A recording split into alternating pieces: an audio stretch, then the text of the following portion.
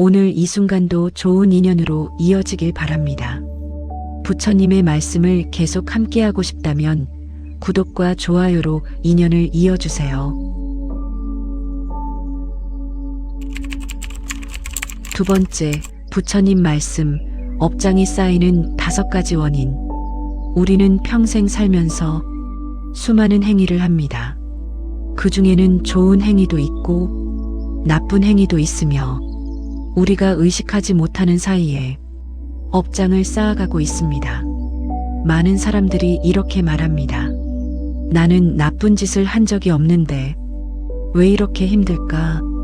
나는 착하게 살았는데 왜 복을 받지 못할까? 하지만 자세히 들여다보면 우리는 모르는 사이에 많은 악업을 짓고 있으며 그 업장이 쌓여서 지금의 고통을 만들어내고 있습니다. 부처님께서는 업장이 쌓이는 5가지 큰 원인을 명확하게 밝혀주셨습니다. 살생, 도둑질, 거짓말, 음행, 그리고 탐욕입니다. 오늘 이 말씀을 통해 우리가 모르는 사이에 지은 업을 깨닫고 진심으로 반성하며 앞으로는 그런 업을 짓지 않도록 마음을 다잡는 시간이 되기를 바랍니다. 이야기 하나, 살생의 엄, 생명을 해치는 것의 무게. 부처님께서 가장 먼저 경고하신 것이 살생의 업입니다. 살생이란 생명을 죽이는 행위를 말하며 이것은 가장 무거운 악업 중 하나입니다. 많은 사람들이 생각합니다. 나는 사람을 죽인 적이 없는데 살생과 무슨 상관이 있나? 하지만 살생은 사람뿐만 아니라 모든 생명을 해치는 것을 포함합니다. 소, 돼지, 닭, 물고기는 물론이고 개미, 모기, 바퀴벌레까지 모든 생명을 죽이는 것이 살생의 업입니다. 부처님께서는 이렇게 말씀하셨습니다. 모든 생명은 소중하며 모든 생명은 죽음을 두려워하고 모든 생명은 살기를 원한다고. 크든 작든 생명을 해치는 것은 모두 살생이며 그 업보는 반드시 돌아온다고 하셨습니다. 우리가 모르게 짓는 살생, 우리는 일상에서 수없이 살생을 하고 있습니다. 아침에 일어나 세수하면서 물속의 미생물을 죽이고 길을 걷다가 발밑의 개미를 밟아 죽이며 밤에 모기를 때려잡고 바퀴벌레를 죽입니다. 식사할 때도 살생을 합니다. 고기를 먹는다는 것은 직접 죽이지 않았어도 누군가에게 죽이게 한 것이며 그 업도 우리에게 돌아옵니다. 생선회를 먹고 삼겹살을 먹으며 치킨을 먹을 때마다 우리는 살생의 업을 짓고 있습니다. 경전에는 이런 말씀이 있습니다. 직접 죽이는 것도 죄요. 남에게 시켜서 죽이는 것도 죄며 죽이는 것을 보고 기뻐하는 것도 죄라고. 살생의 업보, 살생의 업을 지으면 어떤 결과가 올까요? 부처님께서는 이렇게 말씀하셨습니다. 살생을 많이 한 사람은 다음 생에 병약하게 태어나고 수명이 짧으며 늘 질병에 시달린다고. 또한 현생에서도 원인 모를 병에 걸리고 사고를 당하기 쉬우며 자식이 일찍 죽거나 가족이 병으로 고생하는 업보를 받는다고 하셨습니다. 생각해 보십시오. 우리가 평생 먹은 수많은 고기와 생선들, 그 생명들이 죽을 때 얼마나 고통스러웠을까요? 그 고통이 그대로 우리에게 돌아온다는 것을 알아야 합니다. 살생을 멈추는 법. 그렇다면 어떻게 해야 할까요? 완벽하게 살생을 안 할 수는 없지만 최소화하려는 노력은 할 수 있습니다. 첫째, 가능한 한 채식을 하십시오. 모든 고기를 끊을 수 없다면 조금씩이라도 줄여가십시오. 둘째, 불필요한 살생을 멈추십시오. 모기나 개미를 죽이는 대신 쫓아내거나 피하십시오. 셋째, 생명을 살리는 일을 하십시오. 죽어가는 생명을 구하고 방생을 하며 동물 보호에 동참하십시오. 넷째, 과거의 살생을 참회하십시오. 지금까지 해친 생명들에게 진심으로 사과하고 용서를 구하십시오. 부처님은 말씀하셨습니다. 하루라도 살생하지 않으면 하루의 공덕을 짓고 한 달 살생하지 않으면 한 달의 복을 짓는다고 지금부터라도 생명을 소중히 여기는 마음으로 살아가십시오. 이야기 2 도둑질의 엄. 남의 것을 취하는 죄. 도둑질이란 남의 것을 훔치거나 빼앗는 행위입니다. 많은 사람들이 생각합니다. 나는 도둑질을 한 적이 없는데 무슨 말인가? 하지만 도둑질은 직접 훔치는 것만이 아닙니다. 부처님께서는 도둑질을 이렇게 정의하셨습니다. 주인의 허락 없이 남의 것을 가지는 모든 행위가 도둑질이라고.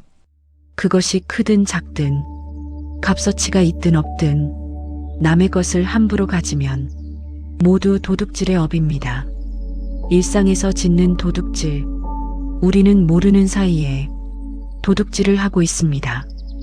회사에서 볼펜을 가져오거나 복사용지를 집에 가져가거나 업무용 물건을 사적으로 쓰는 것도 도둑질입니다.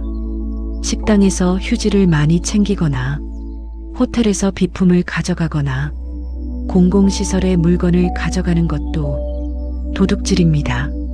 친구에게 빌린 돈을 안 갚거나 빌린 물건을 돌려주지 않거나 빚을 갚지 않는 것도 도둑질과 같습니다. 세금을 속이거나 거스름 돈을 더 받았는데 모른 척하거나 남의 아이디어를 훔치는 것도 도둑질입니다. 더 나아가서 부모의 재산을 몰래 쓰거나 형제의 몫을 빼앗거나 회사 돈을 횡령하는 것은 더 큰 도둑질입니다. 보이지 않는 도둑질. 부처님께서는 보이지 않는 도둑질도 경고하셨습니다. 남의 시간을 빼앗는 것도 도둑질이고 남의 노력을 가로채는 것도 도둑질이며 남의 공로를 빼앗는 것도 도둑질입니다. 약속 시간에 늦어서 상대방의 시간을 낭비하게 하거나 일을 제대로 하지 않아서 남의 수고를 헛되게 하거나 남이 한 일을 자기가 한 것처럼 말하는 것도 도둑질입니다.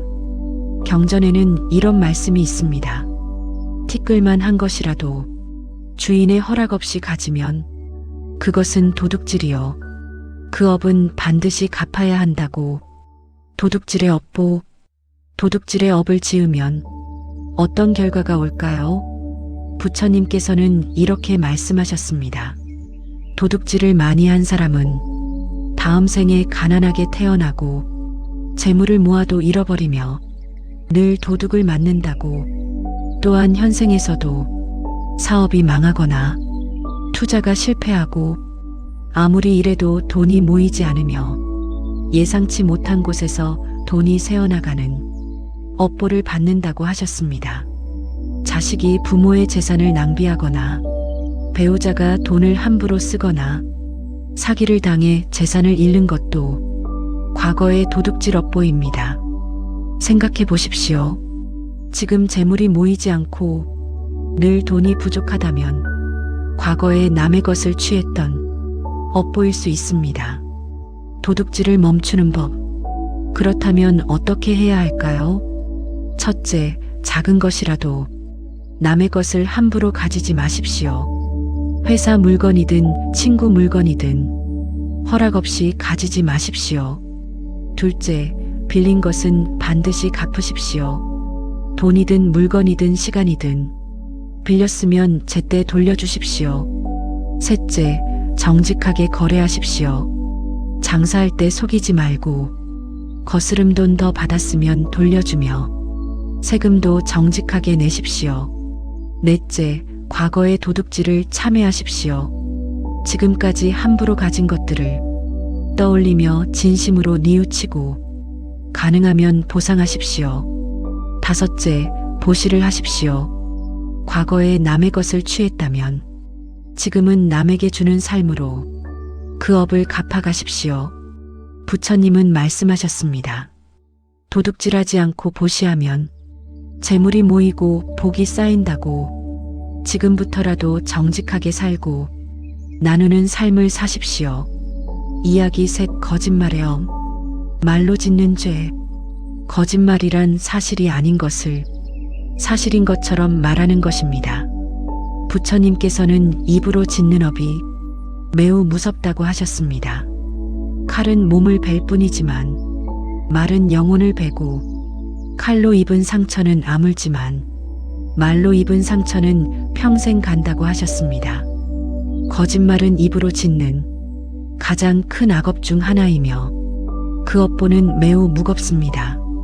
우리가 매일 하는 거짓말, 우리는 하루에도 수없이 거짓말을 합니다. 작은 거짓말부터 큰 거짓말까지 의식하지 못하는 사이에 입으로 업을 짓고 있습니다. 약속 시간에 늦으면서 차가 막혔다고 거짓말하고 일을 안 했으면서 했다고 거짓말하며 실수를 하고도 다른 사람 탓으로 돌립니다. 물건을 팔 때는 좋은 것만 말하고 나쁜 것은 숨기며 이력서에는 없는 경력을 쓰고 면접에서는 과장해서 말합니다. 배우자에게 거짓말하고 부모님께 거짓말하며 자식에게도 거짓말합니다. 어디 갔다 왔냐고 물으면 다른 곳에 갔다고 말하고 돈을 어디 썼냐고 물으면 다른 곳에 썼다고 말하며 무슨 일을 하냐고 물으면 다른 일을 한다고 말합니다. 거짓말의 종류. 부처님께서는 거짓말을 여러 종류로 나누어 설명하셨습니다. 첫째는 망어입니다. 없는 것을 있다고 하고 있는 것을 없다고 하는 완전한 거짓말입니다. 둘째는 기어입니다. 사람을 속이려고 꾸며내는 말입니다. 셋째는 악구입니다. 남을 상처 주는 험한 말입니다. 넷째는 양설입니다.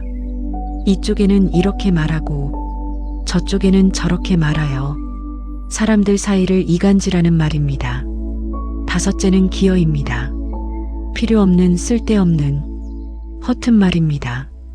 이 모든 것이 입으로 짓는 업이며 업장을 쌓는 원인입니다. 거짓말의 업보, 거짓말의 업을 지으면 어떤 결과가 올까요? 부처님께서는 이렇게 말씀하셨습니다. 거짓말을 많이 한 사람은 다음 생에 사람들에게 믿음을 받지 못하고 아무리 진실을 말해도 의심받으며 입냄새가 나고 말을 더듬거나 말을 못하게 된다고, 또한 현생에서도 아무도 믿어주지 않고 사람들이 떠나가며 사업이 안 되고 거래처가 끊어지는 업보를 받는다고 하셨습니다. 더 무서운 것은 거짓말로 남을 해친 업보입니다. 거짓말로 남의 재산을 빼앗았다면 자신도 재산을 잃게 되고, 거짓말로 남의 명예를 훼손했다면 자신의 명예도 실추되며, 거짓말로 남을 감옥에 보냈다면 자신도 억울한 일을 당하게 됩니다. 경전에는 이런 말씀이 있습니다. 거짓말 한마디가 천냥 빚을 지는 것과 같고 진실한 말 한마디가 천냥 빚을 갚는 것과 같다고. 거짓말을 멈추는 법. 그렇다면 어떻게 해야 할까요? 첫째, 진실만 말하십시오. 불리하더라도 사실대로 말하고 손해를 보더라도 거짓말하지 마십시오. 둘째, 말하기 전에 생각하십시오. 이 말이 진실인가 거짓인가 한 번 더 생각하고 말하십시오. 셋째, 필요 없는 말을 줄이십시오. 말이 많으면 거짓말도 많아지니 꼭 필요한 말만 하십시오. 넷째, 부드럽게 말하십시오. 진실을 말하더라도 험하게 말하면 그것도 악업이 되니 부드럽고 따뜻하게 말하십시오. 다섯째, 과거의 거짓말을 참회하십시오. 지금까지 한 거짓말들을 하나하나 떠올리며 뉘우치고 가능하면 바로잡으십시오. 부처님은 말씀하셨습니다. 입을 지키는 자는 모든 재앙을 피하고 모든 복을 부른다고. 지금부터라도 입을 조심하고 진실만 말하며 살아가십시오. 이야기 넷. 음행의 엄. 정욕으로 짓는 죄. 음행이란 부정한 남녀관계를 말합니다. 부처님께서는 음행의 업이 가정을 파괴하고 사회를 어지럽히며 수많은 고통을 만든다고 하셨습니다. 많은 사람들이 이것을 가볍게 생각하지만 음행의 업보는 매우 무겁고 오래 지속됩니다. 음행의 여러 형태. 음행에는 여러 가지가 있습니다. 가장 무거운 것은 남의 배우자와 관계를 맺거나 남의 가정을 파괴하는 것입니다. 결혼한 사람이 바람을 피우거나 다른 사람의 배우자를 유혹하거나 가정을 깨뜨리는 것은 매우 무거운 악업입니다. 또한 미혼이라도 부정한 관계를 맺거나 여러 사람과 관계하거나 정욕에 빠져 사는 것도 음행의 업입니다. 요즘은 이런 것들을 자유라고 생각하고 아무렇지 않게 여기지만 부처님의 가르침으로 보면 모두 악업이며 반드시 그 업보를 받게 됩니다. 음란물을 보거나 음란한 생각을 즐기거나 음란한 말을 하는 것도 음행의 업에 포함됩니다. 음행이 만드는 고통. 음행은 수많은 고통을 만듭니다.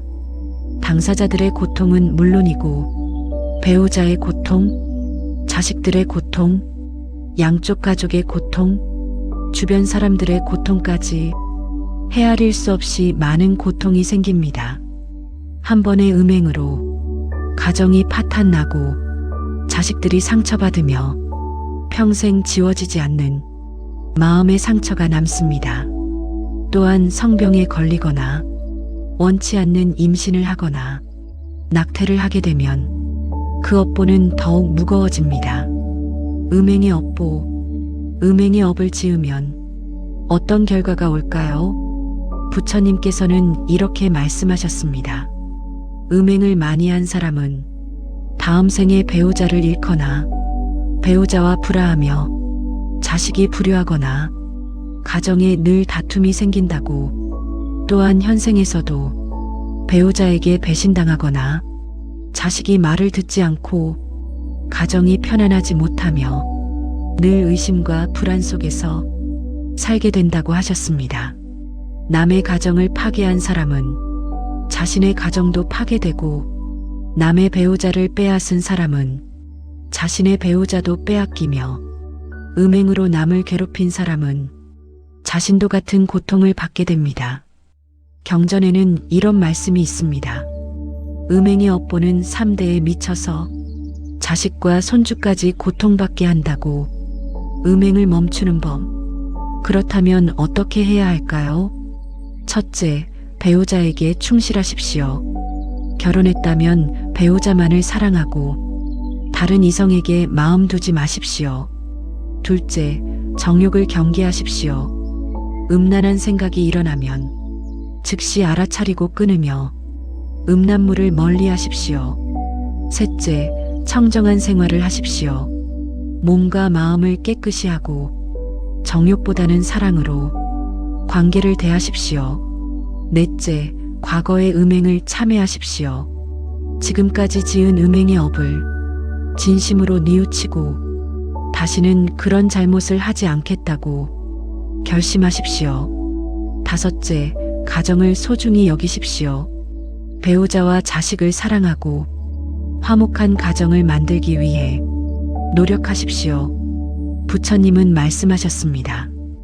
음행을 멀리하고 청정하게 살면 가정이 화목하고 자식이 효도하며 평생 평안하다고. 지금부터라도 청정한 삶을 살아가십시오. 이야기 5술과 탐욕의 엄. 중독과 욕심의 늪. 5째 업장은 술과 탐욕입니다. 부처님께서는 술을 마시는 것과 끝없는 욕심을 부리는 것을 경계하셨습니다. 술은 정신을 흐리게 하고 판단력을 잃게 하며 다른 악업을 짓게 만들기 때문입니다. 탐욕은 만족을 모르게 하고 늘 부족함을 느끼게 하며 끝없이 더 많은 것을 원하게 만들기 때문입니다. 술이 만드는 악업. 술은 그 자체로도 악업이지만 술 때문에 다른 악업을 짓게 만드는 것이 더 무섭습니다. 술을 마시면 정신이 흐려져서 하지 말아야 할 말을 하고 하지 말아야 할 행동을 하며 저지르지 말아야 할 죄를 짓습니다. 술에 취해 폭력을 휘두르고 술에 취해 교통사고를 내며 술에 취해 음행을 저지르고 술에 취해 재산을 탕진합니다. 술 때문에 가정이 파탄나고 술 때문에 직장을 잃으며 술 때문에 건강을 해치고 술 때문에 목숨을 잃기도 합니다. 부처님께서는 술의 해악을 이렇게 말씀하셨습니다. 술은 지혜를 없애고 술은 복을 없애며 술은 재산을 없애고 술은 건강을 없앤다고. 술을 마시는 사람은 현세에 5가지 이름이 있고 내세에 5가지 고통이 있다고 하셨습니다. 현대의 중독들, 술뿐만 아니라 현대에는 많은 중독이 있습니다. 담배에 중독되고 마약에 중독되며 도박에 중독되고 게임에 중독됩니다. 스마트폰에 중독되고 인터넷에 중독되며 쇼핑에 중독되고 음식에 중독됩니다. 이 모든 중독은 우리의 정신을 흐리게 하고 시간과 돈을 낭비하게 하며 가족과 사회에 해를 끼칩니다. 중독에 빠지면 자기 자신을 통제할 수 없게 되고 점점 더 깊은 늪에 빠져들며 인생이 파괴됩니다.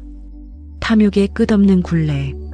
탐욕이란 만족을 모르고 끝없이 더 많은 것을 원하는 마음입니다. 돈에 대한 탐욕으로 평생 돈만 모으고 쓰지 못하며 권력에 대한 탐욕으로 수단과 방법을 가리지 않고 명예에 대한 탐욕으로 남을 깎아내리고 자신을 높이며 물질에 대한 탐욕으로 끝없이 사고 또 삽니다.